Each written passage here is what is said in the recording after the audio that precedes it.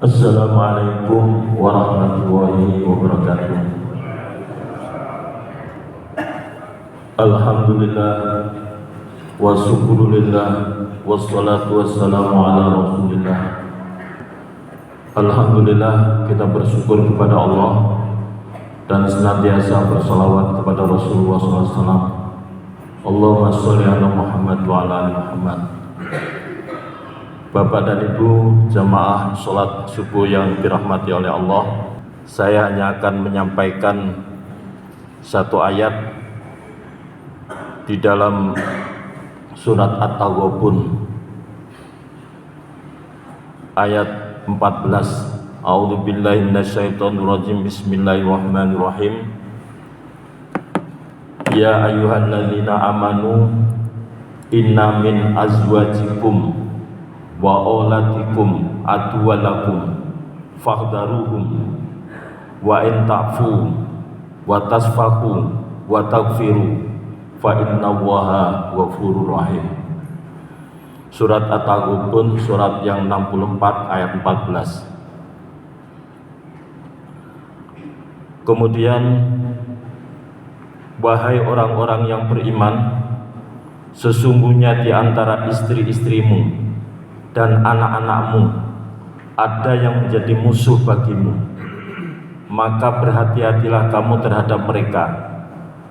Dan jika kamu maafkan dan kamu santuni serta ampuni mereka, maka sungguh Allah Maha Pengampun lagi Maha Penyayang.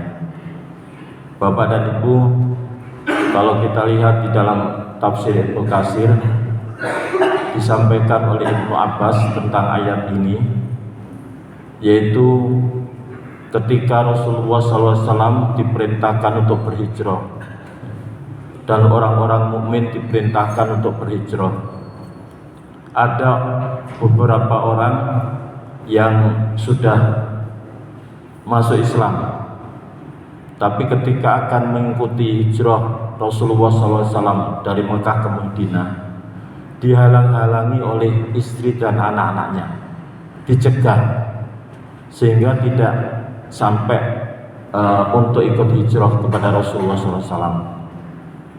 Ketika Rasulullah SAW sudah berhijrah dan kemudian tahun ke-8 Rasulullah bisa menaklukkan kota Makkah. Kemudian orang-orang berduyun-duyun masuk ke dalam agama Islam, dan kemudian Allah menurunkan firman-Nya, surat An-Nasr, idza jaa nasrullahi wal fath, jika datang pertolongan Allah dan terbukanya kota Makkah, wa ra'aitan nasa yadkhuluna fi dinillahi afwaja fasabbih bihamdi rabbika wastaghfir innahu kana tawwaba. Maka ketika Rasulullah kemudian bisa menaklukkan kota Makkah, orang-orang yang sudah muslim tadi yang tidak ikut hijrah, yang dihalangi oleh istri dan anak-anaknya, kemudian marah, kemudian mau memukuli istrinya karena menghalang-halangi untuk berhijrah. Maka kemudian dilarang oleh Rasulullah SAW, jangan kamu sakiti istrimu, karena itu maka di dalam ayat ini disebutkan, ya ayyuhalladzina amanu, wahai orang yang beriman, khusus ditujukan pada orang yang benar. Inna min azwajikum, sesungguhnya ada sebagian, jadi bukan keseluruhannya, sebagian dari istri-istrimu dan anak-anakmu yang menjadi musuh bagimu. Yang dimaksud menjadi musuh bagimu adalah menghalang-halangi untuk berbuat kebaikan. Musuh sebagian istri. Banyak istri dan anak yang mendorong suaminya untuk berbuat kebaikan, tetapi ada sebagian, karena itu di dalam ayat ini min azwajikum, sebagian dari istri-istrimu dan anak-anakmu yang menghalangi kamu, menjadi musuh. Kenapa menjadi musuh? Karena menyuruh untuk melakukan perbuatan yang tidak baik. Bisa jadi menjadi musuh karena menghalang-halangi untuk berbuat baik. Nah, kemudian fahdaru, maka berhati-hatilah. Artinya jangan sampai istri dan anak-anakmu itu menjadikan kamu tidak bisa berbuat baik atau menjerumuskan kamu untuk berbuat kejelekan. Wa in ta'fu, ketika Rasulullah sudah menaklukkan kota Makkah dan kemudian sahabat yang tadi dihalangi anak istrinya tadi lapor kepada Rasulullah, ya Rasulullah, dulu saya ikut hijrah tapi saya dihalang-halangi oleh anak istri saya, maka sekarang mau saya pukul. Maka kemudian jangan, kata Rasulullah, jangan kamu pukul. Wa in ta'fu, ya, dan jika kamu maafkan, ya, dan kamu santuni serta ampuni mereka, ya, jangan dipukul. Kalau kamu maafkan, kamu beri nasihat kepada mereka, pada anak dan istrimu, serta kamu ampuni, maka sungguh fa innallaha ghafurur rahim, sungguh Allah Maha Pengampun lagi Maha Penyayang. Nah, ayat inilah yang bisa jadi kita lihat fenomena, ya, ada istri dan anak-anak yang banyak yang mendorong suaminya untuk berbuat baik, untuk melakukan kebaikan. Tetapi bisa juga ada anak dan istri yang mendorong suami untuk berbuat kemaksiatan. Di antaranya yaitu bisa jadi juga karena tekanan anak dan istri, sehingga kemudian melakukan perbuatan seperti umpamanya masalah korupsi dan sebagainya. Karena itu maka di dalam surat Al-Munafikun ayat 9 Allah juga mengingatkan, ya ayyuhalladzina amanu la tulhikum amwalukum wala auladukum an dzikrillah wa may yaf'al dzalika fa ulaika humul khasirun. Wahai orang yang beriman, semua ditujukan pada orang yang beriman, karena memang Al-Quran itu petunjuk bagi orang yang bertakwa. Wahai orang yang beriman, janganlah harta bendamu dan anak-anakmu melalaikan kamu dari mengingat Allah. Janganlah karena kesibukanmu di dalam mengurusi karir atau kesibukan di dalam mengurusi keluarga, anak-anak, sampai lupa kepada Allah, melalaikan kamu dari mengingat Allah. Jangan sampai seperti itu. Wa may yaf'al dzalika fa ulaika humul khasirun. Dan barang siapa berbuat demikian, artinya karena kesibukan kerja, karena kesibukan di dalam mengurus anak-anaknya, sampai lupa sholat, sampai lupa untuk beribadah kepada Allah. Wa may yaf'al dzalika fa ulaika humul khasirun.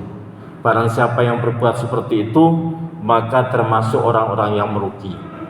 Jadi Allah mengingatkan, ya, kita untuk apapun kesibukan kita, di dalam mengurus keluarga, karena itu adalah bagian dari kewajiban dan tugas kita.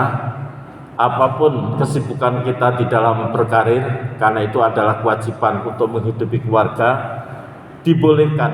Tetapi satu hal, jangan sampai itu semua melalaikan ibadah kepada Allah, melalaikan untuk mengingat Allah.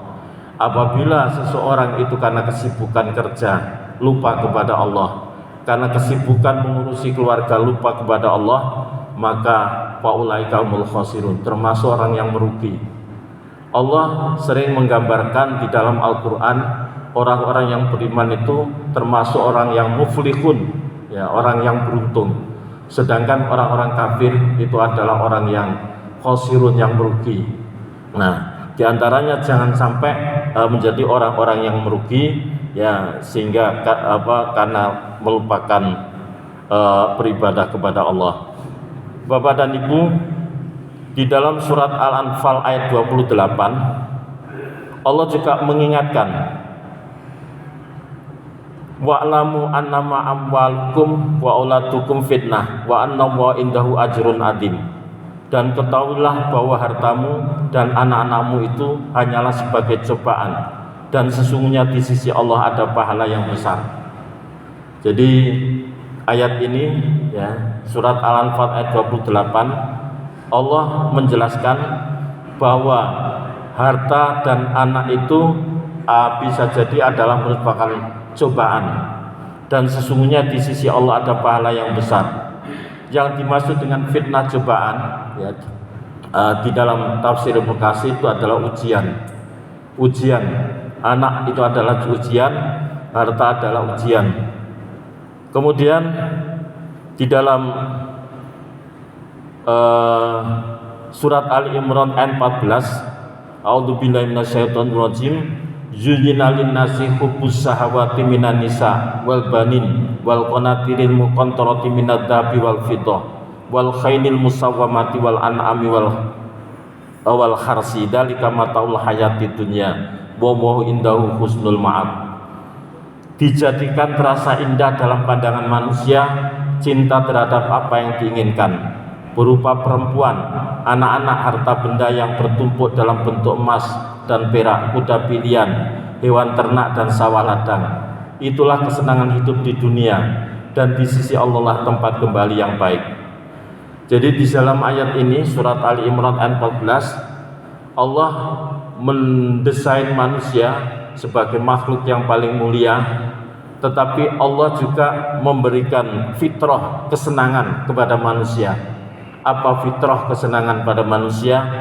Yaitu senang terhadap perempuan-perempuan, senang terhadap anak-anak, dan senang terhadap harta benda. Karena itulah maka ada tiga tahta, harta dan wanita.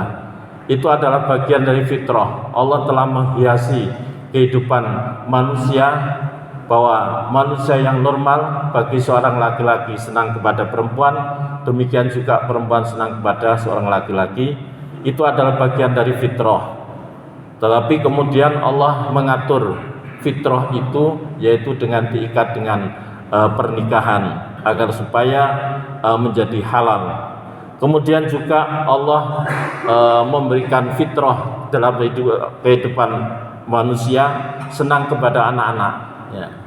Tidak ada seorang pun yang tidak senang bahagia melihat anak-anaknya. Itu bagi yang normal. Tidak hanya manusia, bahkan binatang pun juga akan selalu melindungi anaknya sebagai rasa ungkapan kasih sayang. Kenapa Allah kemudian membuat fitrah untuk senang pada perempuan, pada anak-anak, dan juga kepada harta benda? Karena harta benda itu adalah untuk kehidupan, mencukupi kehidupan. Sedangkan anak dan perempuan karena memang manusia dijadikan sebagai khalifah. Ini ja'ilu kalinasi imamah. Sesungguhnya kami wa id qala rabbuka lil malaikati inni ja'ilun fil ardi khalifah. Wahai malaikat, saya akan menjadikan manusia sebagai khalifah. Yang dimaksud dengan khalifah adalah wakil Allah untuk melangsungkan kehidupan di bumi. Nah, agar kehidupan itu berlangsung terus menerus, maka Allah menciptakan pasangan, dan dari pasangan itu kemudian beranak pinak, dan kemudian dihiasi kemampuan untuk saling mencintai antara orang tua dan anak. Dan ini adalah bagian dari fitrah. Wa min ayatihi an khalaqalakum min anfusikum azwaja litaskunu ilaiha wa ja'ala bainakum mawaddatan wa rahmah inna fi dzalika laayatil liqaumin yatafakkarun. Surat Ar-Rum ayat 21 yang biasa kita dengar di dalam pernikahan. Dan wa min ayatihi, dan sebagian dari tanda-tanda kekuasaan Allah, an khalaqalakum min anfusikum azwaja, Allah telah menciptakan kalian pasangan ya. Jadi pasangan itu sudah diciptakan oleh Allah. Kapan dipertemukan itu adalah hak prerogatif Allah. Wa min ayatihi an khalaqalakum min anfusikum azwaja litaskunu ilaiha. Untuk apa? Litaskunu alaiha, agar supaya tercipta kehidupan yang tenang, damai. Wa ja'ala bainakum mawaddatan wa rahmah. Nah inilah wa ja'ala bainakum mawaddatan wa rahmah. Kalau litaskunu itu dalam bentuk fi'il mudhari', yaitu tujuan yang ingin disampaikan dengan diberikan pasangan itu adalah untuk agar tumbuh ketenangan. Wa ja'ala bainakum mawaddatan wa rahmah, dan Allah telah menjadikan di antara kalian pasangan itu rasa cinta, kasih sayang. bagaimana jika Allah tidak menumbuhkan rasa kasih sayang itu? Orang bertemu, laki-laki perempuan dari latar belakang yang berbeda, keluarga yang berbeda, pendidikan yang berbeda, kebiasaan yang berbeda, tahu-tahu kemudian diikat dalam satu pernikahan, kemudian seandainya Allah tidak menumbuhkan rasa kasih sayang, maka barangkali tidak akan ada kehidupan rumah tangga. Tapi kemudian Allah menumbuhkan keduanya rasa kasih sayang, dan dari kemudian itulah kemudian beranak pinak. Dan Allah menumbuhkan bagian dari fitrah, yaitu senang kepada pasangan suami istri dan senang kepada anak-anak. Tetapi Allah mengingatkan jangan sampai kesenangan kepada anak dan istri itu menjadikan lupa kepada Allah, kesenangan kepada harta lupa kepada Allah. Dan apabila seperti itu, maka termasuk orang yang merugi. Maka surat At-Taghabun ayat 14 inilah barangkali diantara sebab-sebab seseorang melakukan perbuatan yang dilarang oleh agama. Bisa jadi juga karena dorongan dirinya sendiri, nafsunya sendiri. Tetapi bisa juga ada dorongan dari keluarga ataupun dari suami atau pun istri. Ini adalah surat At-Taghabun ayat 14 yang Allah tahu benar. Ya. Karena itulah maka tadi yang saya baca tadi, yaitu ya ayyuhalladzina amanu qu anfusakum wa ahlikum naro. Wahai orang yang beriman, jagalah dirimu dan jagalah keluargamu dari api siksa api neraka. Artinya adalah kita diperintahkan oleh Allah untuk menjaga diri kita, tidak hanya diri kita, tapi bagaimana keluarga kita senantiasa sama-sama berbuat baik sehingga diri kita dan keluarga kita terjauhkan dari siksa api neraka. Karena itulah maka kewajiban kita adalah untuk mendidik anak-anak kita, ya, keluarga kita, karena anak itu bisa menjadi ujian, cobaan, ya, ujian. Istri juga menjadi ujian, harta juga bisa menjadi ujian. Tetapi yang penting tugas kita itu adalah mendidik diri kita sendiri dan keluarga kita. Di samping mendidik juga kita doakan. Ada doa yang di dalam Al-Quran disebutkan di dalam surat Al-Furqan ayat 74. Waladina yaquluna rabbana hablana min azwajina wa dzurriyyatina qurrata a'yun waj'alna lil muttaqina imama. Ini adalah doa yang mungkin kita juga Bapak dan Ibu sudah sering, ya, karena anak keluarga kita tidak hanya kita penuhi dengan kecukupan sandang pangan papan, tetapi juga perlu kita ajak untuk bersama-sama terselamatkan dari siksa api neraka. Dan di samping itu kita didik dengan pendidikan yang baik agar supaya menjadi investasi bagi kehidupan kita, karena kelak doa-doa dan kebaikan anak-anak kita akan sampai kepada kita. Pernah saya sampaikan tadi beberapa waktu yang lalu, nanti kita akan melalui apa yang disebut dengan catatan, ya, catatan dan juga timbangan, ya. Setelah kita diberikan catatan oleh Allah, kemudian ditimbang. Ketika di catatan banyak yang kaget, loh, kok banyak kebaikan-kebaikan saya, ya, kebaikan-kebaikan saya. Maka kebaikan itu bisa jadi dari anak-anak kita, ataupun bisa jadi juga dari orang-orang yang menerima ilmu kita ataupun ajakan kita. Kita kagetnya. Di dalam timbangan juga kaget, karena Allah Rasulullah pernah mensinyari di dalam timbangan ada orang-orang yang bangkrut, catatan amalnya banyak, tapi kemudian setelah ditimbang banyak diambil orang lain, ya, karena dulu pernah berbuat zalim pada orang lain. Maka di antara doa-doa yang disampaikan Allah di dalam Al-Quran, surat Al-Furqan ayat 74. Ya Tuhan kami, anugerahkanlah kepada kami pasangan kami dan keturunan kami sebagai penyenang hati kami, dan jadikanlah kami pemimpin bagi orang-orang yang bertakwa. Jadi inilah doa yang senantiasa dianjurkan oleh Rasulullah dan dibakukan di dalam Al-Quran. Rabbana hablana min azwajina wa dzurriyyatina qurrata a'yun waj'alna lil muttaqina imama. Banyak doa-doa yang mendoakan orang, anak-anak dan keluarga yang dilakukan oleh Nabi Ibrahim, sehingga dari Nabi Ibrahim itulah keturunannya menjadi para nabi dan rasul. Maka Rabbana hablana, ya Allah anugerahkanlah kepada kami, Rabbana hablana min azwajina, dari keturunan kami, apa yang kita harapkan, wa dzurriyyatina qurrata a'yun, sesuatu yang menggembirakan, yang menggembirakan hati.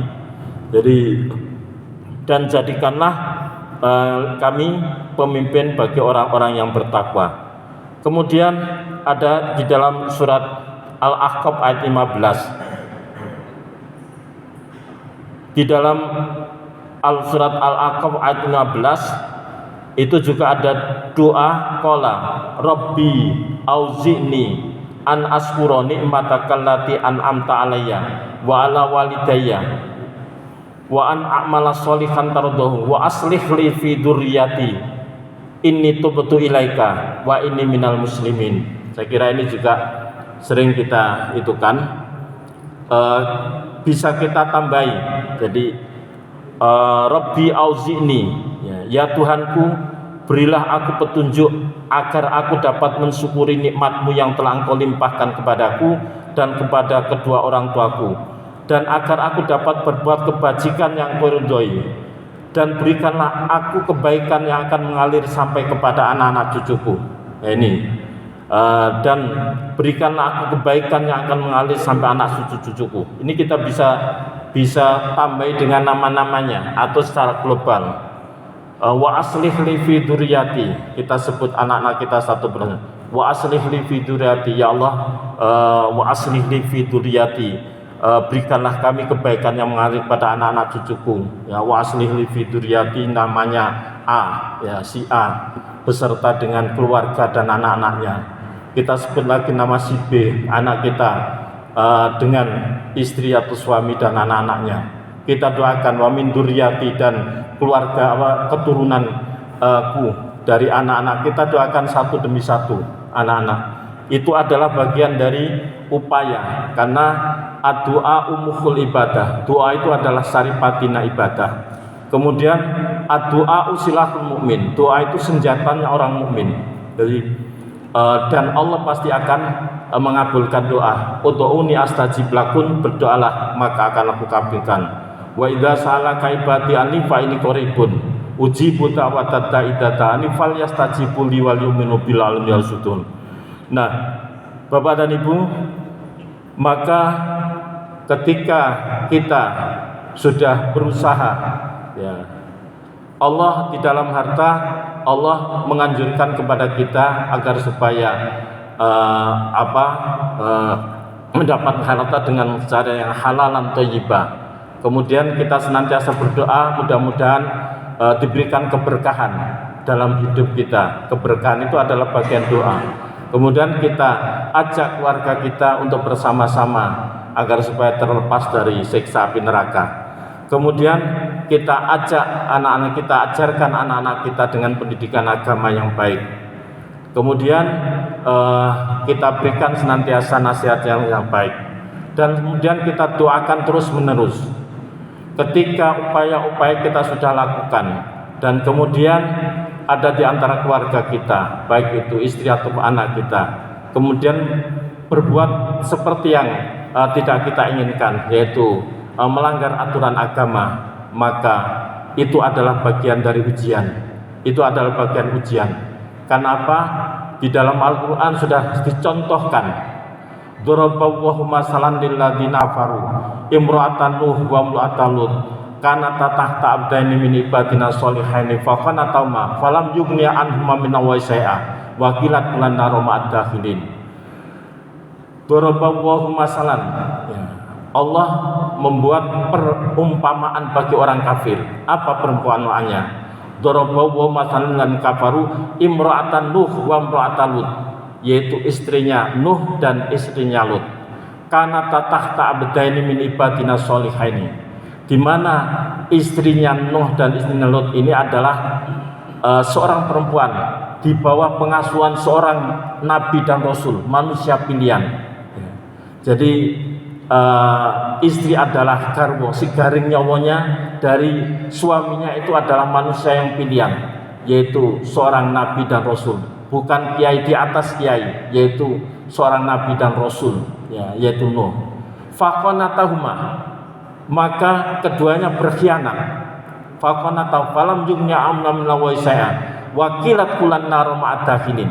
Jadi berkhianat, maka kilat kulan nar ma'adakhilin, dikatakan kepada keduanya, masuklah kamu ke dalam neraka selama-lamanya. Ini adalah contoh yang ekstrim, betapa seorang istri di bawah suami, seorang suami yang nabi dan rasul, tapi tetap berkhianat dan dinas masuk ke dalam neraka. Tapi sebaliknya, wa darabahu masalan lil ladina amanu imra'ata fir'aun idh qalat rabbi ibni li indaka baitan fil jannah wa najini min wa amali wa najini minal qaumid dhalimin. Sebaliknya, ada seorang istri yang di bawah pengampuan, yaitu suami, yang suaminya itu adalah manusia yang sudah melebihi batas, sangat-sangat jahat, yaitu Fir'aun yang menganggap dirinya kepada seorang nabi. Tetapi istrinya Fir'aun tetap dimasukkan Allah ke dalam surga, meskipun dibimbing oleh suaminya adalah seorang. Itu adalah perumpamaan yang ekstrim. Artinya ketika Rasulullah SAW menyampaikan ajaran tauhid kepada umatnya, kemudian ada sebagian yang belum mau beriman, dan kemudian apa yang disampaikan oleh Allah? Wa ma 'alaika illal balag, wa ma 'alaika illal balag. Muhammad, ya, yang kamu itu hanya sebatas menyampaikan. Kamu hanya sebatas menyampaikan. Kalau kemudian al ulama warasatul anbiya, ulama itu adalah pewaris para nabi dan rasul, maka Rasulullah sebatas menyampaikan kebenaran, ya, bama alaika ilal balag, kamu tugasmu hanya menyampaikan, sedangkan masalah hidayah itu adalah hak prerogatif Allah. Artinya adalah siapapun yang memberikan nasihat, maka nasihat itu sebatas untuk nasihat, tetapi yang membuka hati, yang bisa membuka hati dan menerima nasihat itu adalah dengan hidayah oleh Allah. Karena itulah maka barangkali kita sudah mendoakan, kita sudah membimbing dengan cara yang baik, kita sudah mengajak kepada kebaikan, kita kemudian sudah memberikan ajaran yang baik, tapi kemudian masih berbuat yang tidak baik, maka itu adalah bagian dari ujian bagi kita dan ujian juga bagi yang bersangkutan, karena memang hidup itu adalah ujian dan kita tidak tahu kapan endingnya kehidupan ini. Bisa jadi ketika awal-awal muda mungkin banyak berbuat tidak baik, tapi di akhir kehidupan kemudian menjadi baik. Bisa jadi juga di awal-awal baik, kemudian di akhir-akhir tidak baik. Karena itulah maka kita tetap mudah-mudahan tetap istiqomah dan kemudian senantiasa berdoa, ya, mudah-mudahan sampai akhir hidup kita husnul khatimah. Salah satu doa adalah Allahumma inni as'aluka bi husnil khatimah, ya Allah saya minta agar supaya diberikan akhir yang kehidupan yang husnul khatimah. Demikian, mudah-mudahan jadi pengingat bagi saya sendiri dan juga Bapak dan Ibu. Assalamualaikum warahmatullahi wabarakatuh.